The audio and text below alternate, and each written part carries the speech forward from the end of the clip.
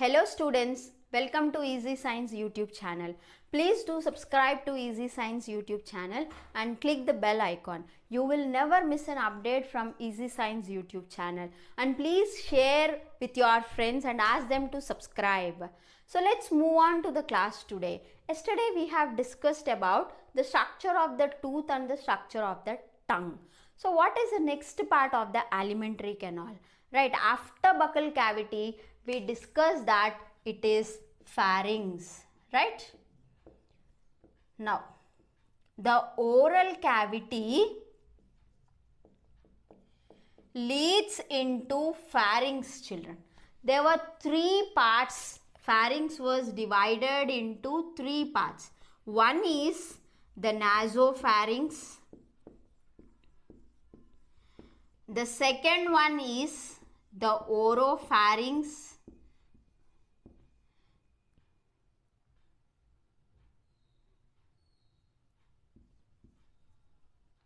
And the third one is laryngopharynx.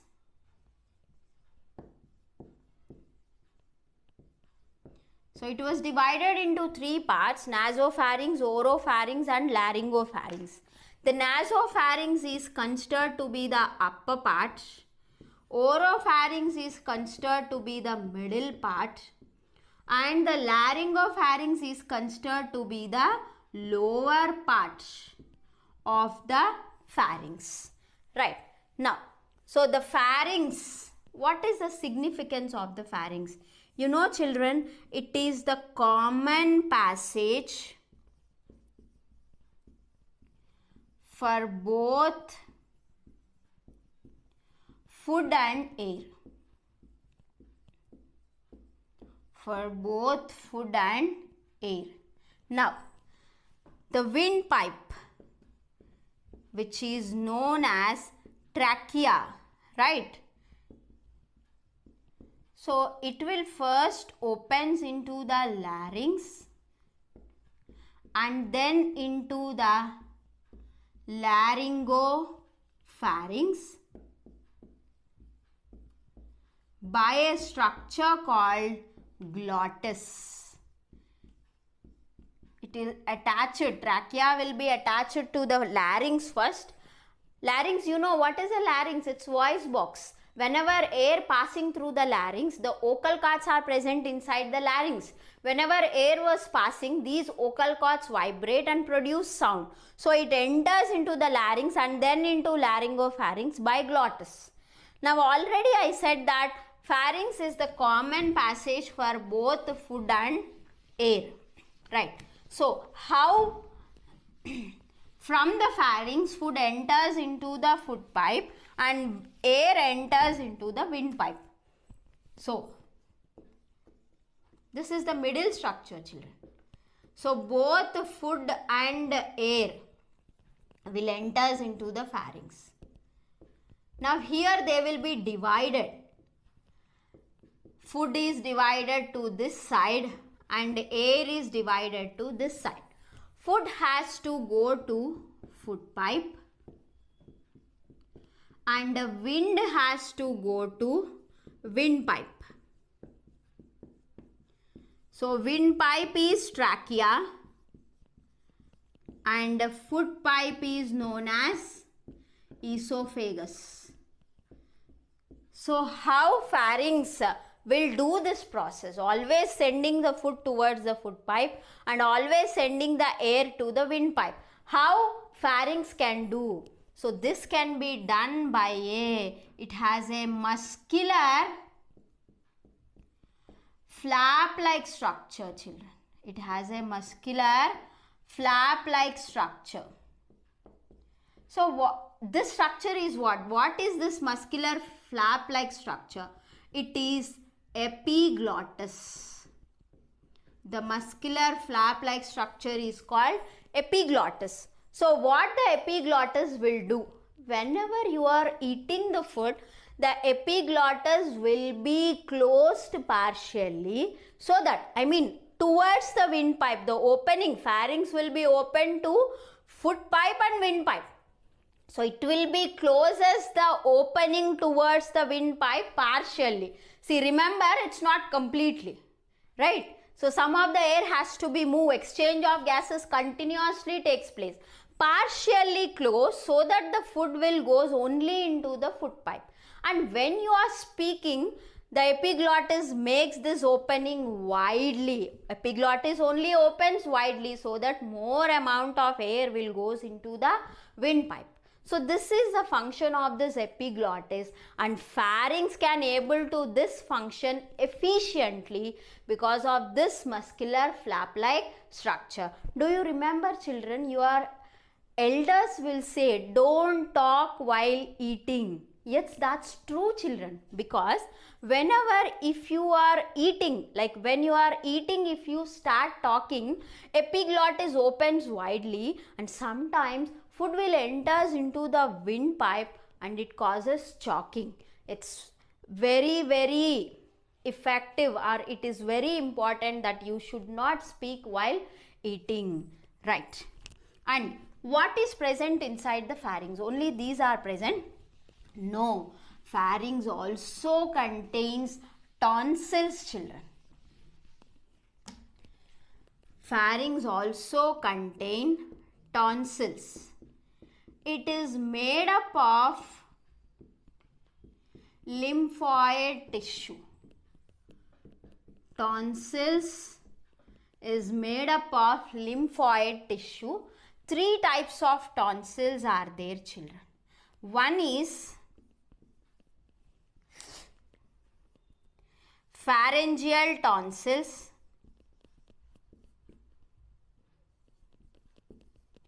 The second one is palatine tonsils. And the third one is lingual tonsils.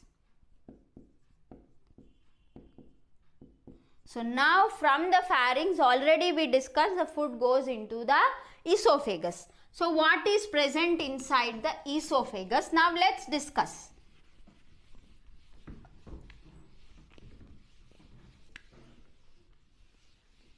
What is present inside the esophagus?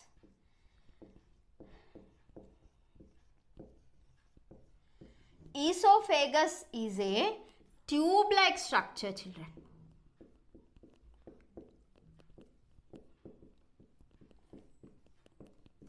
It is also called as food pipe. You can write like this also.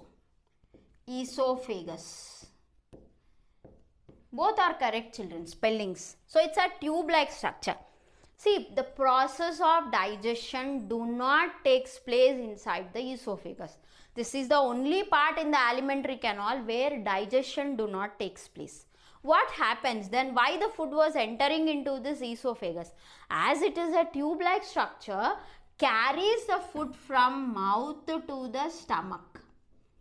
It's just carry the food from mouth to the stomach, right? Now, if this is considered as the wall of the esophagus, right? The walls of the esophagus will secrete mucus, children. What is the function of the mucus? Mucus will make the food wet and slippery. It makes the food wet and slippery. Now, what happens if the food becomes wet and slippery? What happens? Nothing. It can be easily go to the next part of the alimentary canal. And the walls of the esophagus contain muscles. Muscular actions takes place, children, inside esophagus. There were 2 kinds of muscles are present on the walls of the esophagus. They were circular muscles and longitudinal muscles. Circular muscles and longitudinal muscles. So what happens? Circular muscles and longitudinal muscles, what function they will perform inside the esophagus? Contractions alternate contractions and relaxations of these muscles produces some wave-like movements, children.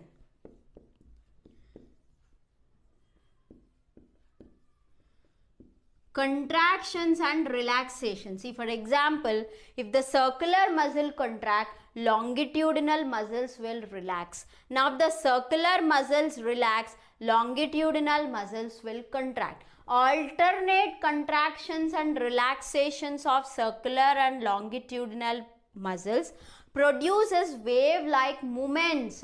These wave-like movements has given a special name, children. So this is an important objective. The wave-like movements that occur in the esophagus are known as peristaltic movements.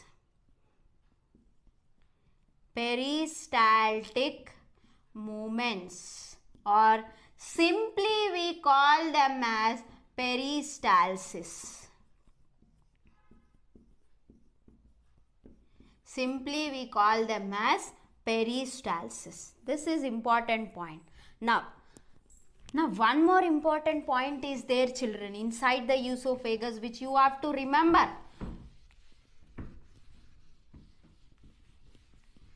While reading, which you have to remember, one more important point is there. At the end of esophagus, and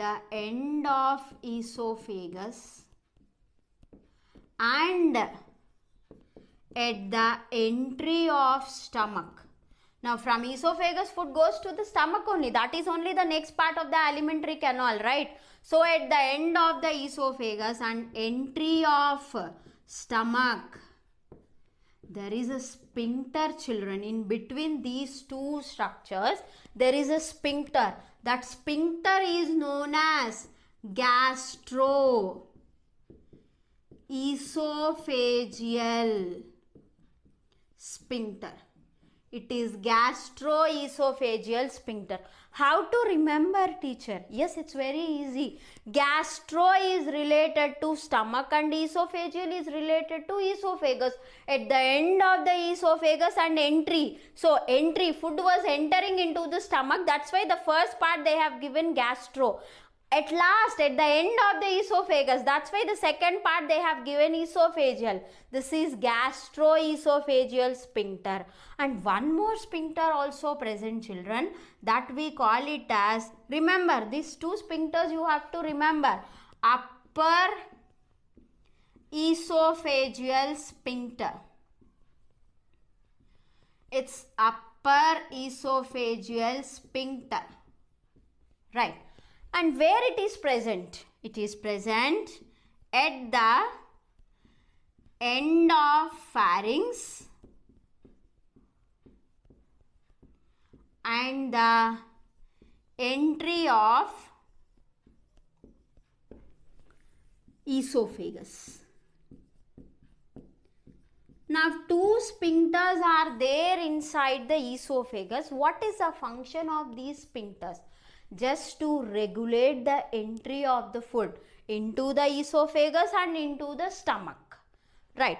Now, the next part of the alimentary canal is stomach, children.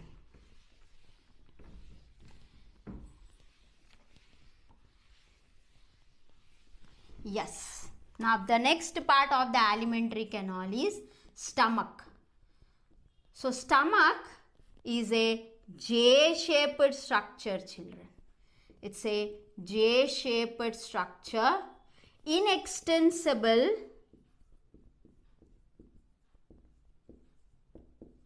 bag-like structure.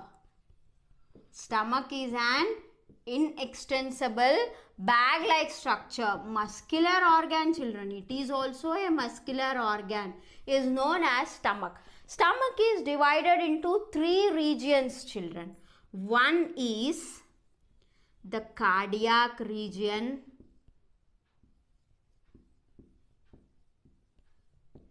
The second one is fundic region. Third one is pyloric region. So there are three regions inside the stomach: cardiac region, fundic region and pyloric region. Now I said no, esophagus will opens into the stomach. This is the region, children, where the esophagus opens into the stomach in this region, cardiac region. Fundic region is the middle region and this is said to be the largest part of the stomach. Again, that was important point, which is known to be the largest part of the stomach, fundic region. And pyloric region is known to be the very lower region of the stomach, and this will opens into the, so after the stomach, which is the next part? So this is the region which opens into the first part of small intestine. So pyloric region will opens into the first part of small intestine. Now here again, children, one more important point you have to remember. So this is known to be the, this is the last part of the stomach, right? So at the end of the stomach and entry of the small intestine, again one more sphincter is present, that is pyloric sphincter. What this is called as? Pyloric sphincter. So what is the function of this pyloric sphincter? Children, you remember that in both the cases I said just regulate. Entry of the food will be regulated. Here also same function. From the stomach, only a small quantity of food will enters into the small intestine. At a time, whole food will not comes, because inside the small intestine, the process of digestion is completed. So the entry of the food will be regulated by the sphincter at this region. I hope you all like the video. Please do subscribe to Easy Science YouTube channel and click the bell icon. You will never miss an update from Easy Science YouTube channel. Please share this video, like this video and subscribe to Easy Science YouTube channel. Thank you.